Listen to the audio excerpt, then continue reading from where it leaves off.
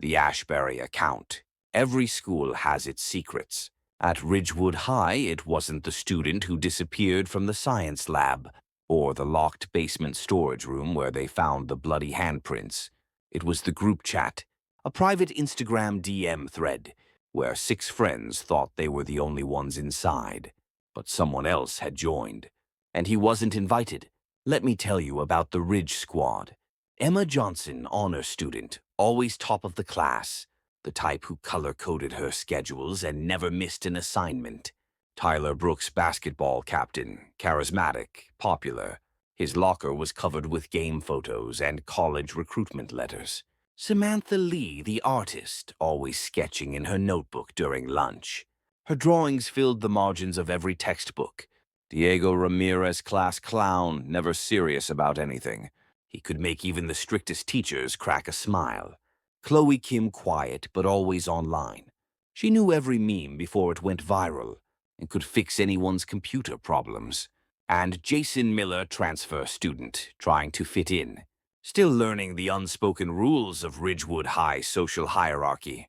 They had their exclusive group chat Ridge Squad. Memes, gossip, inside jokes.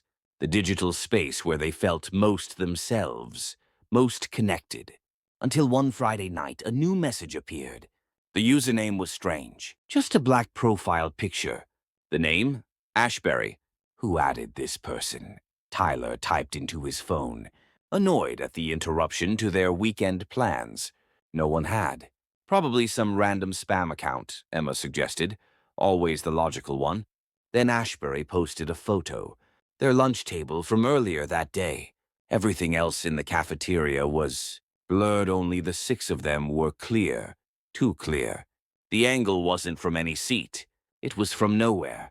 Block him, Samantha wrote, her artist's eye, immediately recognizing something unsettling about the photograph's composition. But before anyone could react, another photo appeared. Tyler's car in the parking lot. Then Emma's locker, captured between classes when the hallway was nearly empty.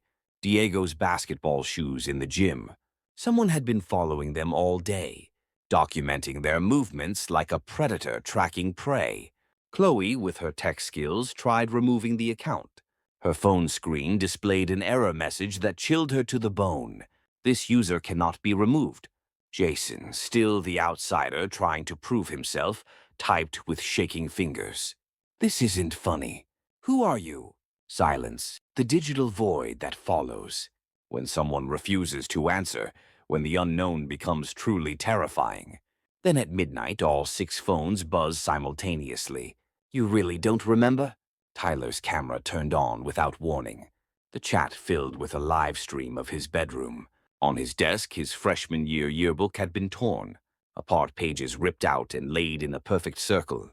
The faces inside were blurred, scratched over as if someone had tried to erase them from existence. What the hell? Tyler grabbed his phone, his voice cracking with fear and confusion. But the stream cut off, leaving only a black screen, and 6 friends staring at their phones in the darkness of their separate bedrooms. Diego vanished first. His phone was found in the library, resting on a table between stacks of yearbooks.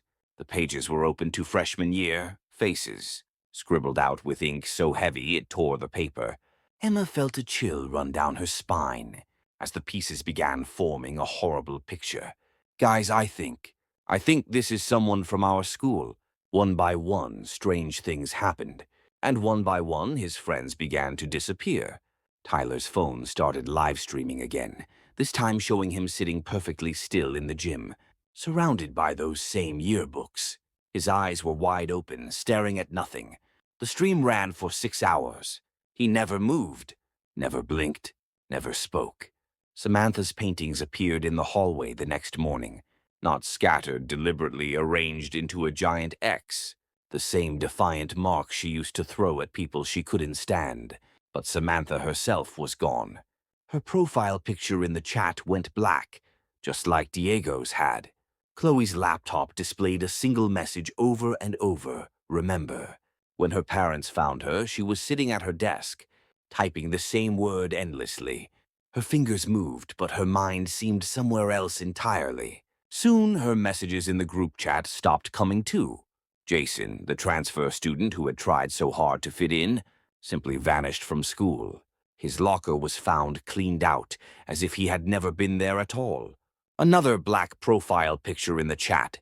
Then Ashbury sent another photo. Not a new one, an old one, but no one remembered it being taken. It looked like a frame from a security camera. The six of them at their lunch table, laughing. Only this time the image flickered. The laughter twisted.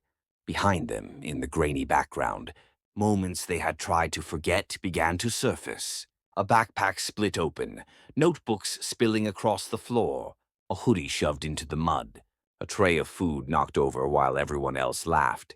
Each frame carried the same unease, like the school itself had been recording their cruelty all along. Emma was the last one left active in the chat. Her friends had gone silent one by one, their profile pictures changing to the same empty black as their tormentors. "Please," she typed, her hands trembling as she formed each word. "Just tell me what you want." A final photo appeared, a student ID card, faded and worn from being handled too many times. The name was scratched out with what looked like fingernails, desperate and deep. And beneath the scratches through the cloudy laminate, a face seemed to emerge.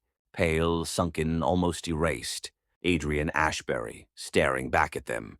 And suddenly it all came flooding back. Freshman year. The kid who'd transferred in from Ashbury Road, the poor side of town everyone whispered about. The one they'd mocked relentlessly for his second-hand clothes, his free lunch vouchers, his worn-out sneakers that squeaked when he walked. The one whose backpack was held together with duct tape, whose notebooks were filled with stories instead of class notes. One afternoon, someone had scrawled a new name across his locker. In black marker, Ashbury. It wasn't his name. It wasn't even close. But the joke caught on. They called him Adrian Ashbury, laughing like it was the funniest thing in the world. And he never corrected them. He just sank quieter, smaller, until one day he stopped coming to school.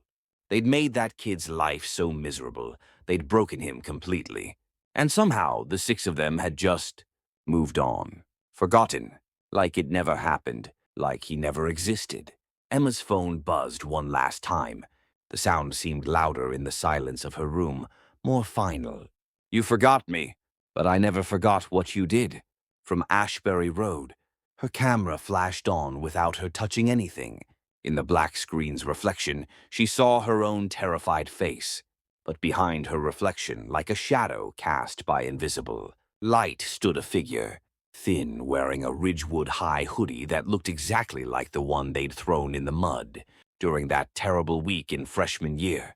Before she could turn around, before she could apologize or scream or run, the screen went dark. The next morning, 6 phones were found in the library, each placed carefully on the table where a lonely kid used to eat his lunch, each displaying the same message in glowing white letters they remembered. A street called Ashbury, on the wrong side of town, and the cruelty of those who chose to forget. But now they remember. They all remember.